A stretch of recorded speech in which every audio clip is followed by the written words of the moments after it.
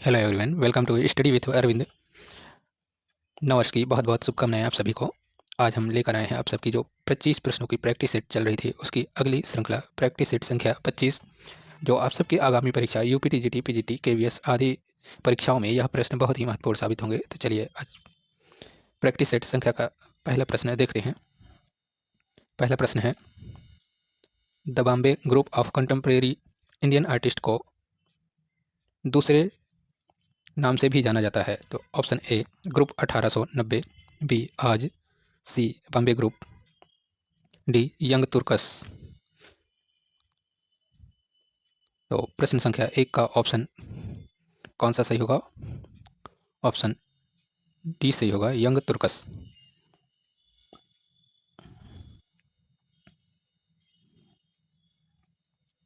प्रश्न संख्या 1 का आंसर होगा option D, Young Turks. The Bombay group of contemporary Indian artist group को जो है और किस नाम से जाना जाता है, तो उसको यंग तुर्कस के नाम से जाना जाता है। तो इसका ऑप्शन डी सही होगा। अगला प्रश्न है, प्रश्न संख्या 2, यंग तुर्कस की स्थापना किस सन में की गई? तो यंग तुर्कस की स्थापना जो है किस सन में की गई, या the Bombay group of contemporary Indian artist की स्थापना कब की गई? Option A 1943, B 1937, C 1947, D 1957। तो प्रश्न संख्या 2 का आंसर होगा ऑप्शन बी, यंग तुर्कस की स्थापना जो है 1937 में की गई है। तो इसका ऑप्शन बी सही होगा, 1937। अगला प्रश्न है, प्रश्न संख्या 3, कोलकाता के कितने कलाकारों ने मिलकर 1943 में कलकत्ता ग्रुप 43 की स्थापना की थी? Option A 16, B 8, C 32, D 10। तो प्रश्न संख्या 3 का आंसर होगा ऑप्शन बी, 8 कलाकारों ने मिलकर कलकत्ता ग्रुप 43 या 43 की स्थापना की थी। तो इसका आंसर ऑप्शन बी सही होगा। अगला प्रश्न है, प्रश्न संख्या 4, पालना, माँ व पुत्र तथा पृथ्वी माता नामक कलाकृतियाँ किस कलाकार की हैं? पालना, माँ व पुत्र तथा पृथ्वी माता नामक कलाकृतियाँ के चित्रकार कौन हैं? Option A Pradosh Dasgupta, B Paritosh Sen, C Gopal Ghosh, D Hemant Mishra. प्रश्न संख्या 4 का आंसर होगा ऑप्शन ए, पालना, माँ व पुत्र और पृथ्वी माता नामक कलाकृतियों के कलाकार हैं प्रदोष दासगुप्ता। तो इसका ऑप्शन ए सही होगा। अगला प्रश्न है, प्रश्न संख्या 5, हेमंत मिश्र भारतीय कला में अति यथार्थवाद लाने में प्रमुख रहे हैं। ऑप्शन ए 1918 में, बी 1919 में, सी 1917 में, डी 1920 में। तो प्रश्न संख्या 5 का आंसर होगा ऑप्शन सी, 1917 में हेमंत मिश्र भारतीय कला में अति यथार्थवाद लाने में प्रमुख रहे हैं। तो इसका आंसर ऑप्शन सी सही होगा, 1917। अगला प्रश्न है, प्रश्न संख्या 6, 1944 व 1945 में कलकत्ता ग्रुप 43 की स्थापना हुई। एक बार फिर से प्रश्न को देखेंगे। 1944 व 1945 में कलकत्ता ग्रुप 43 की कला प्रदर्शनियाँ की गई। कलकत्ता ग्रुप 43 जो है, कलकत्ता ग्रुप 43 जो है, इसकी प्रदर्शनियाँ कब की गई थी? 1944 व 45 में, और कहाँ की गई हैं? तो इसका ऑप्शन ए है दिल्ली में, बी उदयपुर में, सी कलकत्ता में, डी मुंबई में। तो प्रश्न संख्या 6 का आंसर होगा ऑप्शन डी, मुंबई में। अगर प्रश्न पूछ ले कि कलकत्ता ग्रुप 43 की प्रदर्शनियाँ कब आयोजित की गई और कहाँ आयोजित की गई, तो इसका आंसर हो जाएगा 1944 व 1945 में, मुंबई में। अगला प्रश्न है, प्रश्न संख्या 7, किस कलाकार की एक विशाल कृति बॉम्बे आर्ट सोसाइटी ने अस्वीकार कर दी थी? तो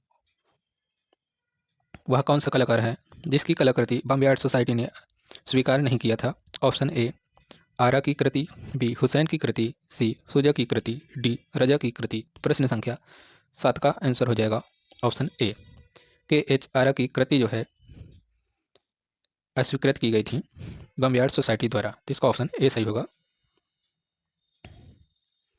अगला प्रश्न है, प्रश्न संख्या 8, आरा, सुजा, रजा तीनों ने मिलकर किस ग्रुप की स्थापना की थी?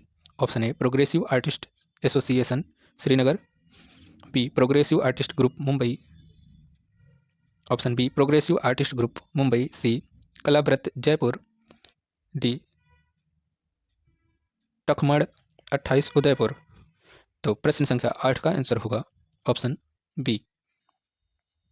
प्रोग्रेसिव आर्टिस्ट ग्रुप यानी पैग की स्थापना जो है 1947 में आरा, सूजा, रजा तीनों कलाकारों ने मिलकर की थी। तो इसका ऑप्शन बी सही होगा।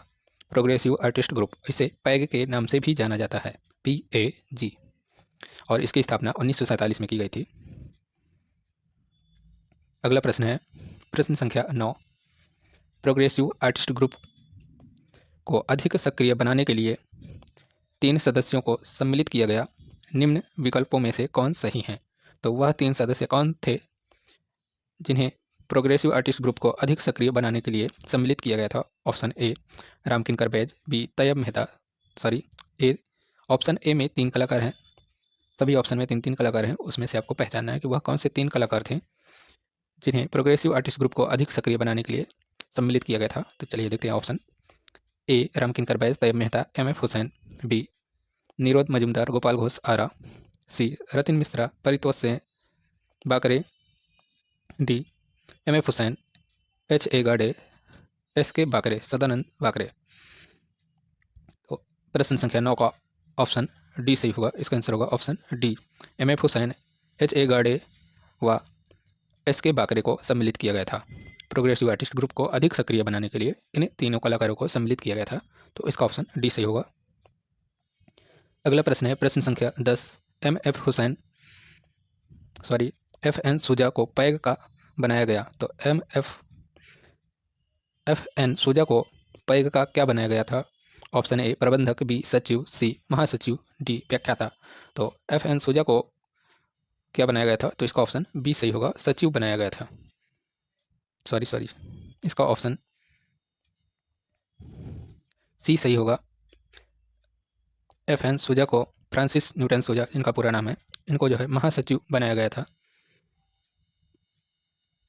प्रश्न संख्या 10 का आंसर होगा ऑप्शन सी, महासचिव। अगला प्रश्न है प्रश्न संख्या 11। किस तिथि को प्रथम राष्ट्रीय कला प्रदर्शनी का उद्घाटन तत्कालीन राष्ट्रपति डॉक्टर राजेंद्र प्रसाद द्वारा किया गया, जिसमें हुसैन, बेंद्रे तथा IP गज्जर को पुरस्कार प्रदान किए गए? ऑप्शन ए 21 मार्च 1955 को, बी 21 मार्च 1956 को, सी 25 मार्च 1955 को, डी 22 मार्च 1956 को।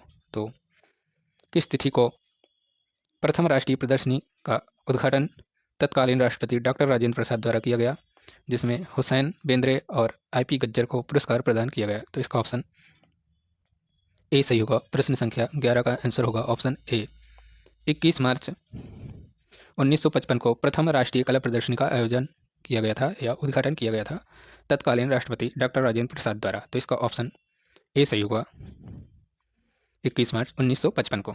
अगला प्रश्न है अननोन ग्रुप की स्थापना हुई है। तो अननोन ग्रुप की स्थापना कब हुई है? ऑप्शन ए 1963 में, बी 1961 में, सी 1890 में, डी 1861 में।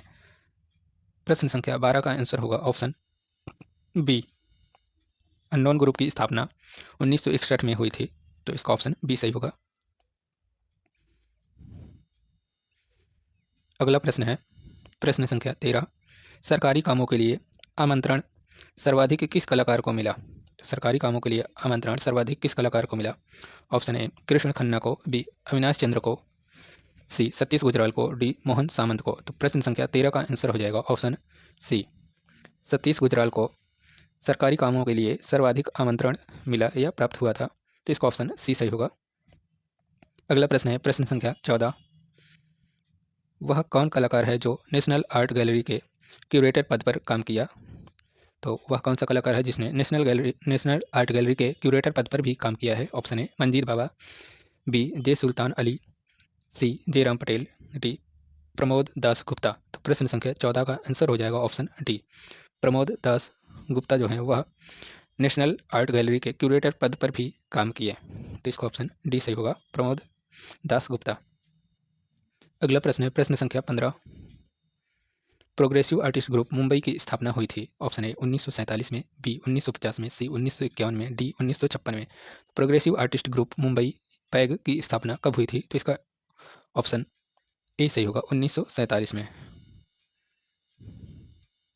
इसका ऑप्शन ए सही होगा। 1947 15 प्रश्न संख्या 15 का आंसर हो जाएगा ऑप्शन ए। अगला प्रश्न है, लकड़ी के खिलौने व बच्चों के लिए फर्नीचर बनाने वाली कंपनी का कार्य किया। तो प्रश्न को एक बार फिर से देखेंगे। प्रश्न संख्या 16, लकड़ी के खिलौने व बच्चों के लिए फर्नीचर बनाने वाली कंपनी में कार्य किया।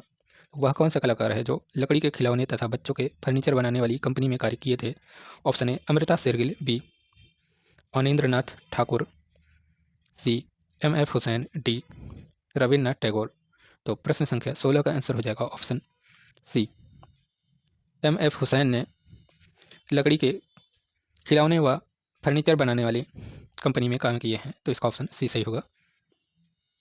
अगला प्रश्न है,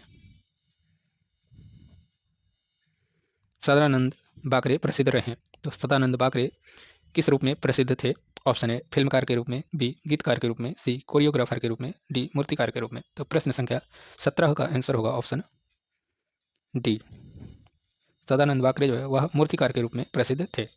तो इसका ऑप्शन डी सही होगा।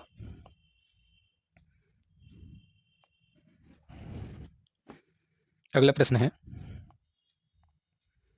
सदानंद बाकरे के शिल्पों पर किस यूरोपीय मूर्तिकार की शैली का प्रभाव था? ऑप्शन ए डेविड का, बी माइकल एंजेलो का, सी डोनाटेलो का, डी एप्स्टाइन का। तो प्रश्न संख्या 18 का आंसर हो जाएगा ऑप्शन बी, सदानंद बाकरे के शिल्पों पर यूरोपीय कलाकार मूर्तिकार माइकल एंजेलो का प्रभाव था, माइकल एंजेलो की शैली का प्रभाव था। तो इसका ऑप्शन बी सही होगा। अगला प्रश्न है, प्रश्न संख्या 19, सोजा पर अश्लीलता का अभियोग लगाकर स्टूडियो में असफल छापा मारा गया, यह किस सन की बात है? ऑप्शन ए 1949 ईस्वी में, बी 1950 ईस्वी में, सी 1952 ईस्वी में, डी 1956 ईस्वी में। तो प्रश्न संख्या 19 का आंसर होगा ऑप्शन ए 1949 ईस्वी में सोजा पर अश्लीलता का अभियोग लगाकर स्टूडियो में असफल छापा मारा गया था। तो यह 1949 की बात है। तो इसका आंसर ऑप्शन ए सही होगा। अगला प्रश्न है, सोजा वर्तमान समय में कहाँ रहते हैं? तो सोजा वर्तमान समय में कहाँ रहते थे? ऑप्शन ए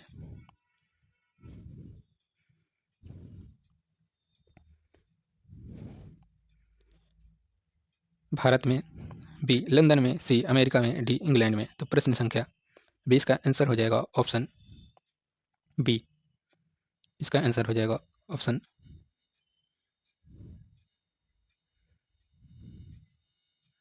लंदन में। अगला प्रश्न है, प्रश्न संख्या 21, निम्नलिखित में से कौन भारतीय कलाकार लंदन में रह रहा है? ऑप्शन ए हिम्मत शाह, बी मदन भटनागर, सी सैयद हैदर रजा, डी वेद नायर। तो प्रश्न संख्या 21 का आंसर हो जाएगा ऑप्शन सी, सैयद हैदर रजा जो कलाकार हैं वह भारतीय कलाकार हैं और यह लंदन में रहने लगे। तो इसका ऑप्शन सी सही होगा। अगला प्रश्न है, प्रश्न संख्या 22, निम्नलिखित दो कलाकार कौन थे जिन्होंने आईफैक्स की साधारण सभा की सदस्यता से त्यागपत्र दे दिया था? तो वह कौन कलाकार हैं जो आईफैक्स की साधारण सभा की सदस्यता से त्यागपत्र दे दिया था? Option A Dinkar Kaushik, Jayappa Swamy, B Harikrishna Lal, Dhanraj Bhagat, C KC Aryan, Damayanti Chawla, D Kamal Krishna, K S Kulkarni. तो प्रश्न संख्या 22 का आंसर हो जाएगा ऑप्शन डी, कमल कृष्ण और के एस कुलकर्णी जो है वह आईफैक्स की साधारण सभा की सदस्यता से त्यागपत्र दे दिया था। तो इसका ऑप्शन डी सही होगा। अगला प्रश्न है, प्रश्न संख्या 23, शिल्पी चक्र की स्थापना 1949 में हुई थी, तो कहाँ पर हुई थी? ऑप्शन ए मुंबई में, बी दिल्ली में, सी उदयपुर में, डी कोलकाता में। तो प्रश्न संख्या 23 का आंसर हो जाएगा ऑप्शन बी, दिल्ली शिल्पी चक्र। इसीलिए इसको नाम भी लिया जाता है, तो दिल्ली शिल्पी चक्र के नाम से भी जाना जाता है। शिल्पी चक्र भी बोलते हैं, दिल्ली शिल्पी चक्र, और इसकी स्थापना 1949 में हुई थी। तो इसका ऑप्शन बी सही होगा। इसके संस्थापक सदस्य थे वीसी सान्याल, भवेश चंद्र सान्याल। अगला प्रश्न है, दिल्ली चक्र 1960 तक रहा, ए निष्क्रिय, बी सक्रिय, सी महत्वहीन, डी इनमें से कोई नहीं। तो शिल्पी चक्र 1960 तक क्या रहा है? सक्रिय रहा, निष्क्रिय रहा, महत्वहीन रहा, इनमें से कोई नहीं। तो इसका ऑप्शन बी सही होगा। प्रश्न संख्या 24 का ऑप्शन बी सही होगा। सक्रिय रहा है, 1960 तक सक्रिय रहा है, तो इसका ऑप्शन बी सही होगा। अगला प्रश्न है और आज की श्रृंखला का आखिरी प्रश्न, प्राचीन कला आदर्शों के पक्षधरों की सामंतवादी जड़ता व रूढ़िवादिता को छिन्न भिन्न कर दिया था। प्राचीन कला आदर्शों को पक्षधरों की सामंतवादी जड़ता व रूढ़िवादिता को छिन्न भिन्न कर दिया था। ऑप्शन ए तुलिका परिषद ने, बी टखमड़ 28 ने, सी शिल्पी चक्र ने, डी आज कलाकार ग्रुप ने। प्रश्न संख्या 25 का आंसर हो जाएगा ऑप्शन सी। तो दिल्ली शिल्पी चक्र जो है वह प्राचीन कला आदर्शों के पक्षधरों की सामंतवादी जड़ता व रूढ़िवादिता को छिन्न भिन्न कर दिया था, तो इसका ऑप्शन सी सही होगा, शिल्पी चक्र ने। कैसी लगी आज की श्रृंखला कमेंट बॉक्स में ज़रूर बताइएगा। और अभी जो है आप सभी के लिए हमने पहले से ही बोला था कि 3 तारीख से नई क्लासेज स्टार्ट की जाएंगी टॉपिक वाइज।